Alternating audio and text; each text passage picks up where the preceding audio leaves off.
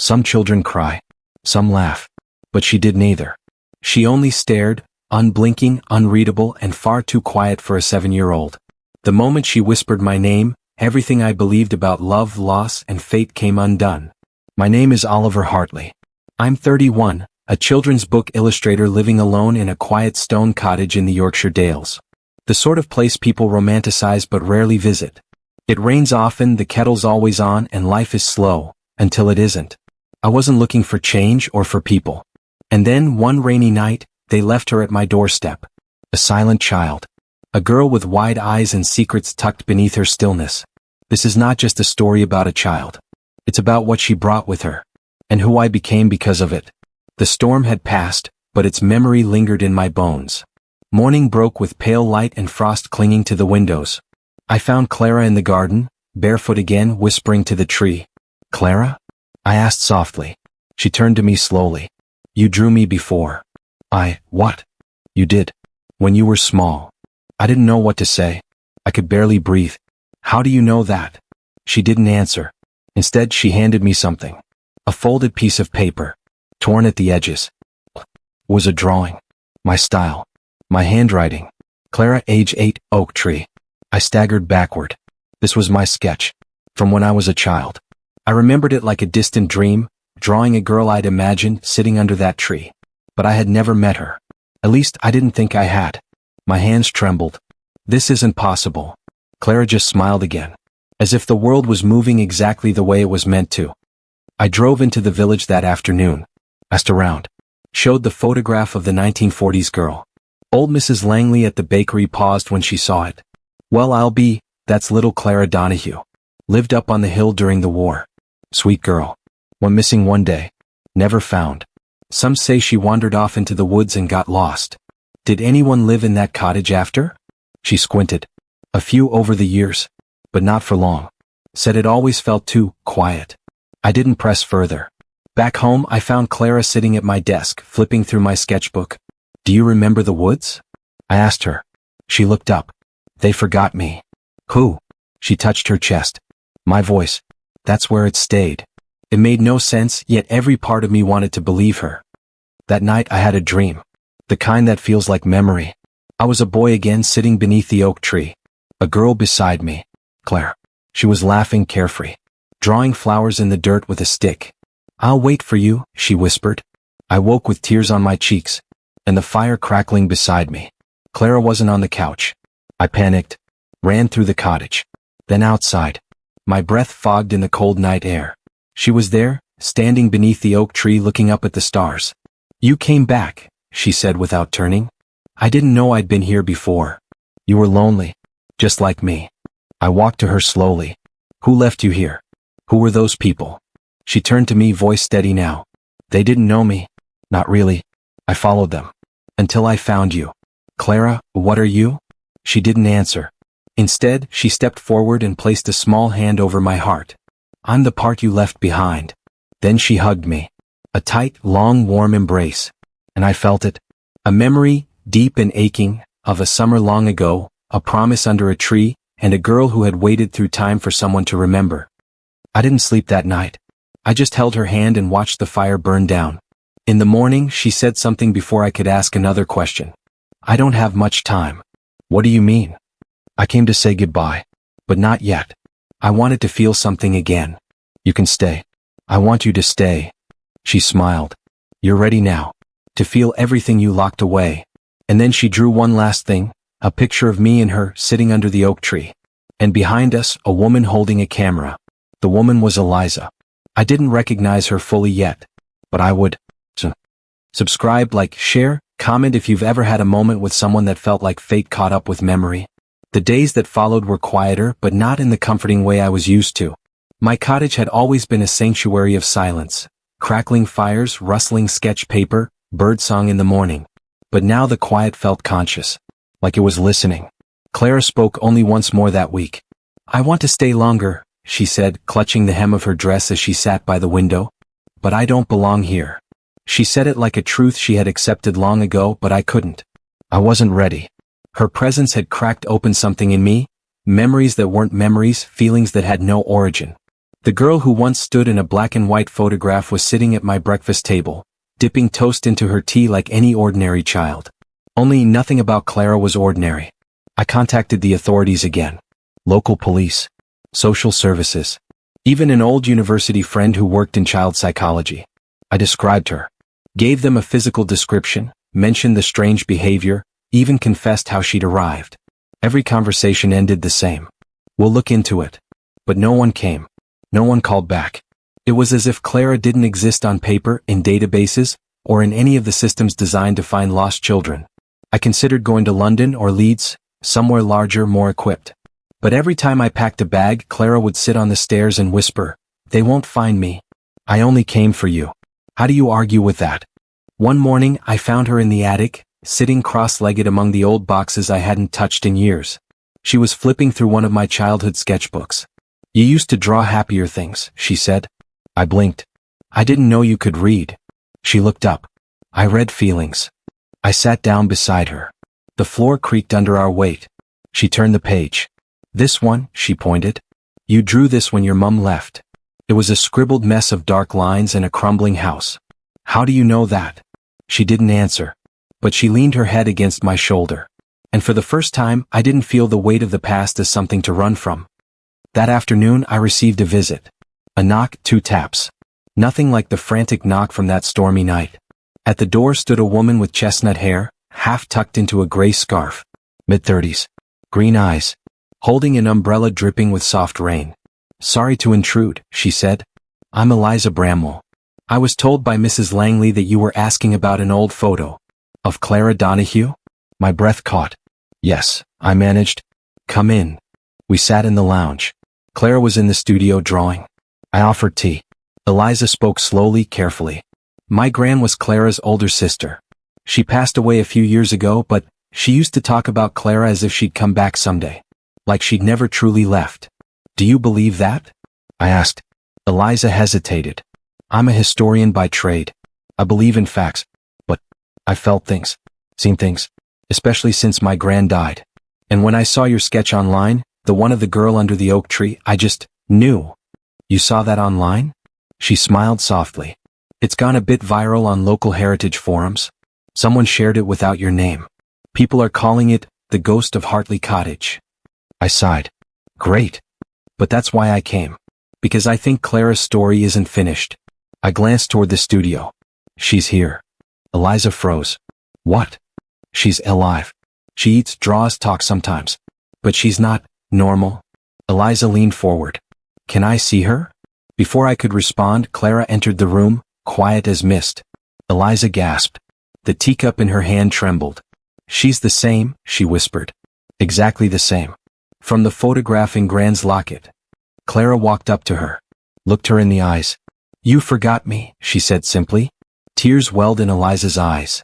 "I was only a baby when you disappeared. I didn't know." Clara took her hand. "But you remembered enough to find me."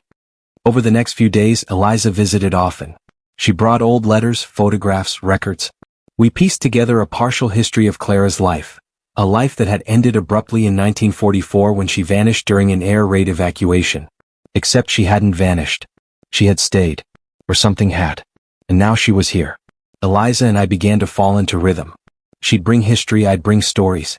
We'd sit late into the night beside the fire, talking about lost time, unfinished lives, and things we weren't taught to believe. I started drawing again, not just sketches but full illustrations. A children's book began to take shape. A tale of a silent girl in a rainy village who waits for the boy who once drew her. Clara, meanwhile, was changing. She smiled more. She laughed once when Eliza spilled tea all over my sketches. And she began to hum lullabies I didn't recognize but somehow knew. But one evening changed everything. We were sitting by the fireplace. Eliza was reading one of the letters aloud, something Clara's sister had written in 1952, long after hope had faded. "I sometimes feel her still. In the trees. In the wind. Like she's waiting." Clara turned to Eliza and said, "You always knew where to find me." Then she looked at me. "You were always drawing me. Even before you knew who I was." I couldn't respond. Emotion caught in my throat. She stood, kissed Eliza on the cheek, then climbed into the loft where she liked to sleep. Eliza touched her face, stunned. It felt like, I don't know, like warmth, Like closure. She's changing, I whispered. She's becoming real. Eliza shook her head. Maybe she always was. Later that night, after Eliza had gone, I heard Clara whispering in her sleep. I climbed up to the loft, careful not to wake her. She was curled in a blanket, murmuring words I couldn't understand. Then suddenly, "I'll be gone by the next moon." My chest tightened. "No," I whispered. "Stay." She opened her eyes. "I came to heal what was broken." "And what was broken?" "You," she said. "I don't know what Clara is. A ghost. A memory. A piece of time stitched into the now. But I do know this. She changed everything. Eliza and I have grown closer, drawn by grief maybe, but held together by wonder. And Clara? She taught me that love is not bound by time. That silence can speak louder than any word. And that some promises echo across lifetimes. Subscribe, like, share, comment if you've ever felt like someone found you just when you needed to be remembered. Clara began drawing more rapidly in the following days. Her pictures became less eerie and more human. Faces, fields, animals. She even drew one of Eliza and me sitting at the kitchen table, laughing over tea. There was warmth in every line. But she also grew quieter. Each day she seemed a little more distant, a little more transparent. Not physically but emotionally. As if she was pulling back. Eliza noticed too. "She's saying goodbye," she said one night after Clara had gone to bed early. Not out of sadness, but because she finally feels seen. I nodded, throat tight. "And what happens when she's gone?" Eliza reached across the table and took my hand. "We carry her forward." It was simple and true. On the 7th evening since Eliza arrived, Clara came downstairs holding a small yellowed envelope. Her fingers were smudged with graphite. "This is for you," she said, handing it to me. The envelope was addressed in a looping hand. "To the boy who drew me back." Inside was a note. I waited. I whispered into the wind. Sat under trees that remembered. Drew paths that curved toward you. You came back. So I could leave. I looked up, but she had already turned away. That night, Eliza and I sat in silence as the fire burned low. No words were needed. Clara was gone by morning. No sound. No goodbye. Just her final drawing left on the studio desk. A child releasing a red balloon into a twilight sky. We buried the drawing beneath the oak tree. And we wept. Weeks have passed since then. Eliza moved into the cottage not long after. We filled it with books, sketches, tea mugs, and long walks. Some days we still feel Clara's presence. A giggle in the breeze, the scent of lavender on the windowsill. The children's book is nearly done. It's called The Silent Girl of Summer Hollow. We wrote it for Clara. But really we wrote it for anyone who's ever waited to be remembered. Subscribe, like, share, comment if you've ever held on to something invisible that once made you feel seen. It had been 3 weeks since Clara vanished from our lives. Vanished, that's the only word I can use. She didn't die. There was no funeral. No physical absence we could wrap our grief around. She was simply gone. Like smoke after a fire. Like a song that fades mid-melody, leaving you humming the rest because you can't bear the silence. Eliza and I tried to keep life moving, filling the space she left behind with routines. The kettle still whistled every morning. The fire still popped inside. And yet, it was impossible not to feel her echo. Some evenings, Eliza would stop mid-sentence, glance at the window and whisper, "Did you hear that?" We both knew what she meant. It wasn't the wind. It was the quiet Clara had left behind, a quiet that still knew our names. The book was nearly finished. The Silent Girl of Summer Hollow had become more than just a tribute, it was a promise. Every page was painted with warmth, golden fields, wistful skies, 2 figures sitting under an oak tree, and a silent girl holding the world in her eyes. But my sketches had started to change again. One morning I flipped through my latest sketchbook and found something I hadn't drawn. A single page. Clara, not the one we knew but older. Maybe 12. Maybe 15. She was standing by the oak tree, hair longer, face more defined, eyes still watching. Beneath it, in my own handwriting, though I never wrote it, were 4 words. "She isn't finished yet." I didn't tell Eliza at first. What could I say? That the girl we'd buried in memory was still sketching in the dark? It wasn't just the drawings. Objects began to move in the cottage. Small at first. A pencil left in a place I swore I hadn't used, a teacup shifted 2 inches off the saucer, the radio tuning itself to Clara's favorite classical station. One night, I found her red ribbon, the one she'd worn the day she disappeared, tied around the handle of my studio door. I called Eliza immediately. She didn't hesitate. "We're going back to the oak tree," she said. It was near dusk when we returned to the tree. The field was quiet. The breeze slow. The same stillness that had always surrounded it, but tonight, it felt loaded, almost expectant. We stood together, Eliza and I, hands clasped as the shadows lengthened. "Clara," she whispered, "if you're still here, we're listening." Silence. And then, a sudden gust of wind that spun around us like a breath. Leaves scattered in spirals. A low hum rose from the tree, not from the branches or the ground but from within it. And then, something fluttered down. A paper. A drawing. We watched it float to the earth like a leaf. I picked it up with shaking hands. It showed the cottage but not how it looked now. It was older, more worn, the chimney half broken, the garden wild and overgrown. And standing in front of it, Clara. Holding the hand of a woman I didn't recognize. Eliza knelt beside me, her eyes wide. That's my gran." We stared at the image, chilled. Clara had drawn the past, a memory she'd never shared before. Over the next few days the drawings kept coming. They'd appear each morning, left neatly on the kitchen table or beside the fireplace. Images from times long gone. Clara sitting in a classroom, hiding during an air raid, hugging a dog that looked suspiciously like the stray that used to visit our cottage. They weren't just memories. They were breadcrumbs. She was leading us somewhere. One morning I found a drawing of the attic. In it, a trapdoor but not the one I knew. This one was smaller, tucked behind a beam.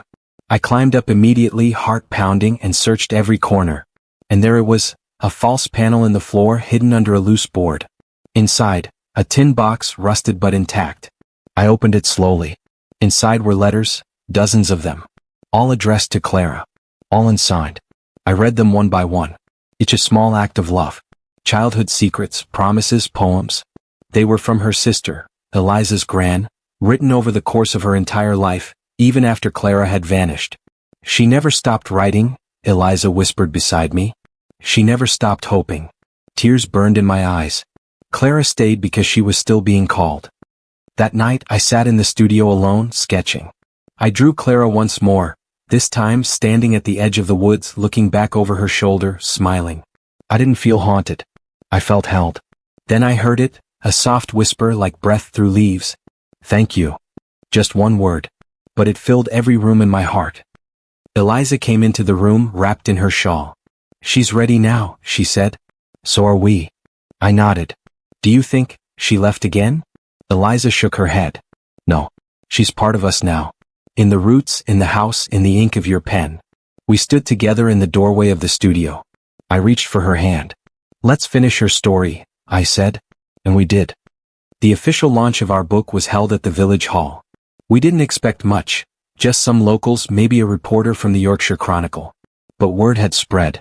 Teachers, historians, families with quiet children. They all came. They wanted to know about the silent girl who had waited beneath an oak tree. The room was filled with warm light, steaming flasks of tea, the quiet hush of reverence. Eliza stood at the podium, reading a passage about remembrance. I watched her with a full heart.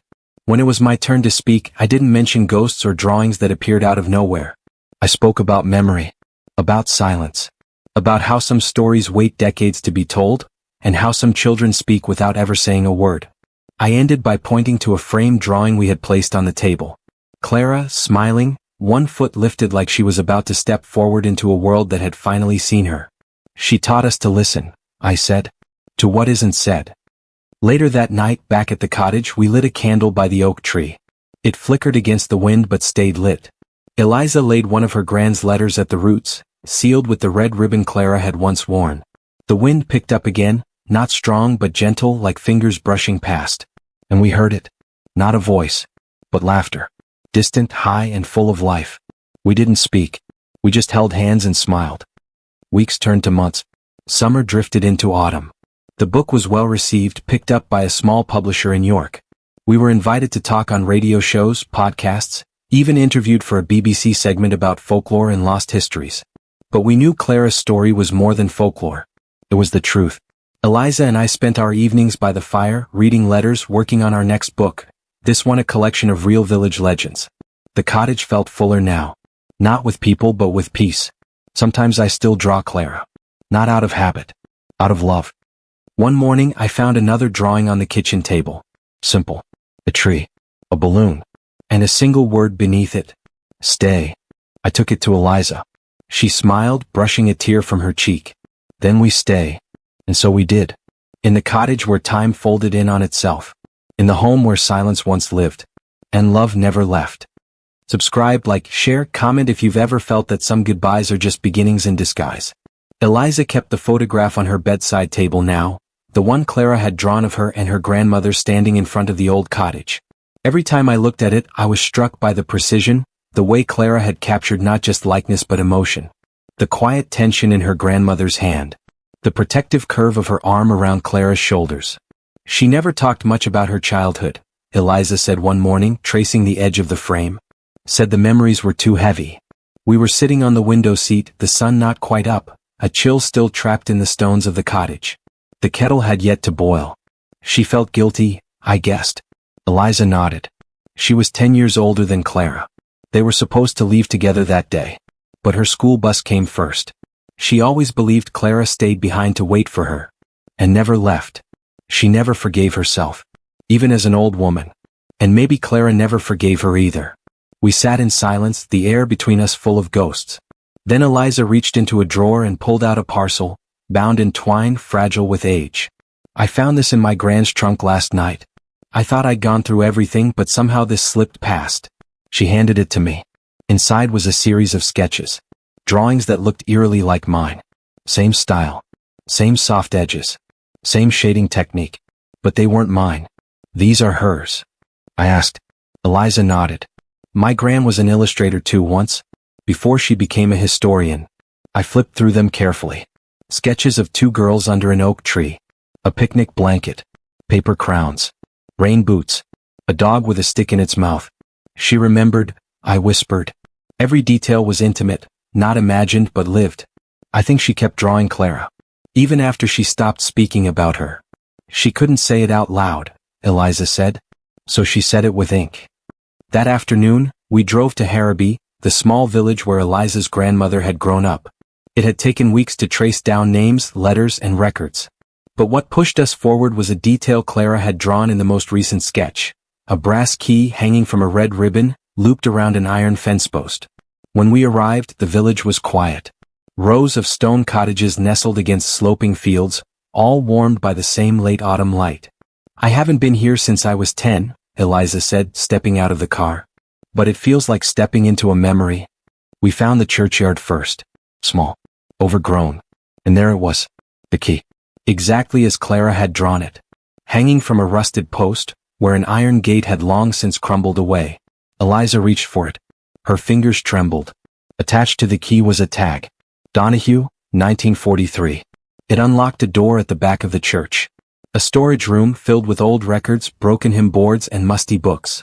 In the far corner, a wooden chest cracked at the hinges. Inside, a locket. Some postcards. A child's shoe. A folded dress no bigger than a doll's. And a journal. Written in a looping hand. Clara's book. We sat on the stone steps outside the church and read each page slowly. Drawings. Scribbles. Half-thoughts. Sentences that broke your heart. Eliza is always busy. I don't mind. I watch the birds. Sometimes I think I'll disappear. Would anyone see me? I had a dream where someone was drawing me.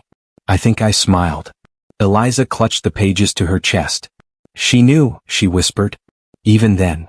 That night we stayed in a nearby inn. The wind pressed against the windows as we lay awake, listening. Neither of us spoke. Because something had shifted. Clara's story was no longer a mystery we were trying to solve. It was a life we had been asked to honor. Back home I started on a new sketch, a double portrait. Clara, age 8. Eliza's gran, age 18. Side by side. In the background, the cottage, the oak tree, the candlelight. As I worked, Eliza read aloud from the journal, her voice steady even when the words faltered. There was one line that stuck with us both. I think love is when someone remembers you even after you stop being loud. We hung that line above the mantel. Not as decoration, but as a promise. A few days later, Eliza received a letter from a London archivist. She'd submitted Clara's journal and our collection of drawings to a preservation fund that focused on lost children of war. They wanted to feature Clara's story in an exhibition. They're calling her a wartime spirit, Eliza said, reading the letter aloud. A lost voice remembered by art. She wouldn't like that, I muttered. No, she agreed. But she'd love that people are listening. We stood again under the oak tree the evening before the exhibition opened. Another drawing had appeared on the windowsill that morning. Clara, arms open, standing in a beam of sunlight. Behind her, children. Lots of them. Some holding hands. Some laughing. All silent. I think she's not alone anymore, I said. Eliza leaned her head on my shoulder. She never was. The exhibition was held in an old Victorian library in London. Paintings. Letters. Clara's original journal under glass. Eliza spoke to a small, attentive audience. I didn't speak this time. Instead, I wandered the room watching how people responded to her drawings. Some smiled. Some cried. One woman touched the frame of the oak tree sketch and whispered, "I had a sister too." And in that moment I realized, Clara wasn't just a girl who waited to be remembered. She was a mirror. Held up to all the quiet parts of us we'd forgotten how to love. Later, as we packed up for the evening, Eliza found one final envelope tucked behind the display board. No one had seen who left it. Inside was a small drawing. Clara standing next to a figure I didn't recognize, a girl maybe 13. Curly hair. Kind eyes. Beneath it, a note. Tell her she's ready now. I didn't know what it meant. But Eliza smiled like she did. She's passing it on, she said. The quiet. The healing. The remembering. And I knew then that Clara's story was never meant to stay with just us.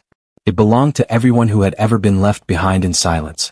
We left London behind the next morning, the city already fading in the rearview mirror as the Yorkshire hills welcomed us back. I remember the way Eliza looked out the window on the drive, not sad, not nostalgic, but still settled. She's really gone, isn't she? I asked as we turned up the familiar lane. No, Eliza said softly.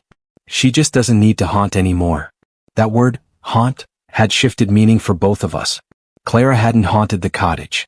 She'd filled it, lifted it, and us. Now in her absence it didn't feel empty. It felt full. Late one winter night, as snow dusted the sill and the fire curled warmly in the grate, Eliza brought me something wrapped in an old linen cloth. I've been saving this, she said. Inside was a photograph, one I hadn't seen before. It was us. Me, Eliza, and Clara. Standing by the oak tree. But the photo was old. Yellowed. Weather-worn like something lost to time. Eliza, I whispered. We never took this. She shook her head. No. But someone did. We didn't frame it. We just placed it back in the linen cloth and returned it to the drawer. Some memories aren't for display. They're for keeping. The snow came early that winter. It dusted the hilltops and hedgerows with a softness that made everything feel suspended in time. Inside the cottage, the fire never stopped burning, and neither did our work.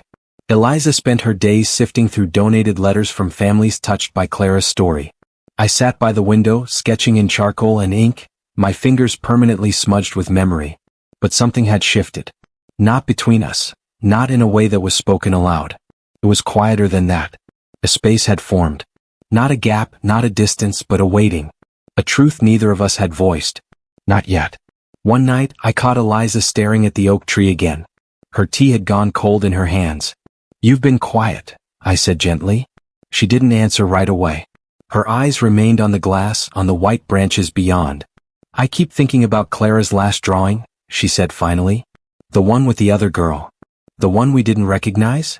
She nodded. I think I do now. I turned toward her, surprised. Who?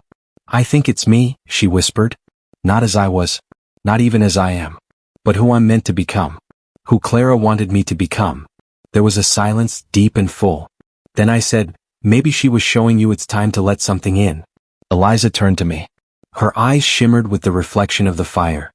I don't want to let go of her. You don't have to, I said. You just have to make room. We didn't talk much for the rest of the evening, but something had been said. And it hung there between us, not heavy, not awkward. Just true. The next morning as I made breakfast, I found a note on the kitchen table. Gone to the village. Needed air and answers. I waited for her return, hours crawling like snow melting.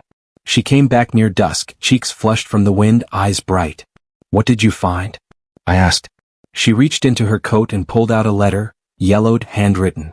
It was tucked inside the back of one of Gran's history books in the village archive. I unfolded it carefully. It wasn't addressed to anyone. To the one who finds this. If you're reading these words, then perhaps the story was never lost, only waiting. I never stopped loving her. Not even when the world forgot her name. I pray someone somewhere draws her gently back into the light. It was signed only with a small initial. Eliza? I asked. She shook her head. No. Edith. My gran. I held the letter like something sacred. She never stopped trying to bring her back. She never could, Eliza said softly. But we did. That night we made dinner together, pasta, nothing fancy, but there was a different warmth in the kitchen. More laughter. More silence that didn't need to be filled. I watched her as she dried the plates, sleeves rolled up, a strand of hair falling into her eyes. And I realized something I'd known for months but never dared say. I was in love with her. Not because of Clara. Not because of grief. But because of how she carried it. Because of how she saw the world, broken and beautiful and worth remembering. I dried my hands on the towel and said it. Eliza, I love you. She paused. Looked at me. And in that pause the world held its breath. Then she smiled, slow, certain, and walked across the kitchen. I know, she said. I think I've been waiting for you to say it. And she kissed me. Softly. Without fear. Without ghosts between us. Later that night as we sat curled on the sofa, the fire warming our feet, I felt the hush settle again. But it wasn't heavy anymore. It felt like a blanket pulled gently over our lives. Eliza leaned into me and whispered, "Do you think Clara knew?" She always knew. Pause. Then maybe she brought us together. I looked down at her, her fingers laced with mine. Or maybe she just reminded us how to feel. Outside, snow drifted past the windows. Inside, everything glowed. Subscribe, like, share, comment if you've ever realized love was there all along, just waiting to be spoken. The first letter arrived 2 days after we said I love you. It came by post, tucked between utility bills and a faded furniture catalog. No return address. No name. Just a small, cream-colored envelope and on it, in careful script. To the one who kept drawing. I opened it slowly, expecting poetry, maybe a note of thanks from someone who had visited the exhibition.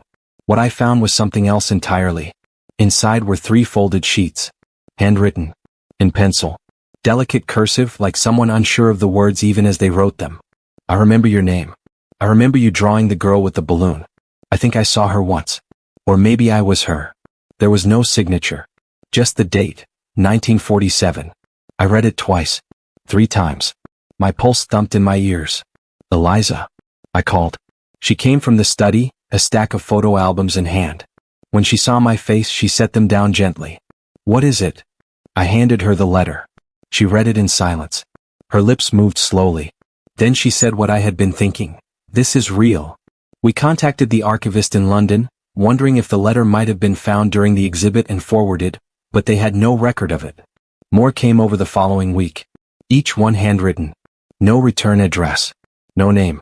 Some were barely legible. Some poetic. Some rambling like thoughts unraveling. But they all mentioned her. Clara. A girl with curls and quietness. A girl people remembered but hadn't spoken of in decades. She used to hum. Always the same tune. Like the one you drew in the book. I thought I made her up. Until I saw her face in your story. She walked with me once when I was lost. I was 7. It was raining. Thank you for proving I wasn't mad. We kept them all. Tied each stack with ribbon and stored them in a wooden box on the mantel. Letters never sent, Eliza called them. Until now, I added. But one stood out from the rest. It arrived in a dark blue envelope. Tattered edges. No stamp. Inside only one sentence. I was the one who left her at your door. My hands trembled as I passed it to Eliza. The envelope smelled faintly of lavender. Like Clara's blanket. We didn't sleep that night. We sat in the lounge, wrapped in wool, the fire low as snow pressed gently against the windows. Neither of us spoke. But in our silence, we both understood. This story was still writing itself. The next morning, I found a note pinned to the studio door. It wasn't a letter. It was a drawing. Clara. Sitting at the foot of the oak tree. In her lap, a stack of envelopes. Around her feet, petals, bluebells, poppies, daisies. Above her, the words. They wrote. I waited. I leaned against the doorframe, heart full, eyes burning. They found her, I whispered. They always had, Eliza said behind me. That evening we opened the box and read the letters aloud, one by one. Some were short. Others rambled. A few ended mid-sentence. But every voice mattered. And as we read, it felt like we were opening a window in the cottage. Letting air in. letting memory out. We cried. We laughed. We held hands through the pauses. By the end, the fire had burned down to ash and still we sat there. Until the silence itself felt like the last letter. One we'd finally delivered. Later, Eliza pressed one of the letters into a frame and hung it above Clara's final drawing. Read. Some people don't need to stay forever to be unforgettable. We stood together beneath it, arms around each other. I think she's at peace now, I said. Eliza nodded. Because she was never really alone. Subscribe, like, share, comment if you've ever carried someone in your heart longer than you realized. Spring came late to the Dales that year. The frost lingered longer than expected. The hills stayed gray and the trees held their buds like secrets. But even so, life stirred again. Lambs appeared in the fields. Daffodils pushed through hard earth. The silence that had blanketed the village all winter began to soften into birdsong. And something inside us was shifting too. The letters had slowed. Clara's drawings had stopped. The air in the cottage no longer carried that thin, uncanny weight, the sense of eyes watching, of pages turning themselves. It was quiet. Genuinely quiet. And for the first time in months it felt like that was okay. She's gone, Eliza said one morning, not with sorrow but certainty. I didn't ask how she knew. I just said, yes. We decided to visit the oak tree one last time. Properly. Not just to pass by or to stand beneath it in thought. This time we brought a basket, 2 folding chairs, a thermos of tea and a small wooden box, carved with Clara's name, her birth year, and the word she had used so many times in her drawings. Waited. The wind was gentle that day. Sunlight spilled like paint across the field. We sat in the shade, sipping tea, saying nothing. After a while, Eliza opened the box and pulled out a red ribbon. She wore this the day she first arrived. I smiled. She left it tied to the studio door. We wrapped it around the tree. Then we opened the rest of the box, a few sketches, one of her pencils, and a small folded note in her unmistakable hand. You remembered me. That's all I ever needed. We buried the box in a shallow patch beneath the roots. No headstone. No plaque. Just memory. And love. That night, I lit a candle and set it by the windowsill. The flame danced gently. Eliza watched me from across the room. You still miss her? Always, I said. But now it doesn't hurt. Eliza stood and crossed the room, wrapping her arms around my waist. She found her way home. And so did we. The next morning, the first poppy bloomed outside the cottage. Bright red. Delicate. Clara's favorite. We didn't need a sign, but there it was anyway. She wasn't haunting anymore. She was simply present, in memory, in meaning, in the way we'd grown. The weeks after were soft. We read. We painted. We talked about things beyond Clara, about future things. I've been thinking, Eliza said one night, about fostering. Maybe even adopting. I looked up from my sketchpad, heart rising. Are you sure? She nodded slowly. I think there's a child out there. Someone like Clara. Someone who needs this. She gestured around the room, not just at the space but the warmth inside it. We know how to love the quiet ones, she said. Tears pricked the corners of my eyes. Yes, I whispered. We really do. A few months later we met Lily. 6 years old. Soft-spoken. Wide-eyed. She didn't say much at first. But when we showed her the studio, the garden, and the oak tree, she walked straight to the tree, placed her palm on its bark, and whispered something we couldn't hear.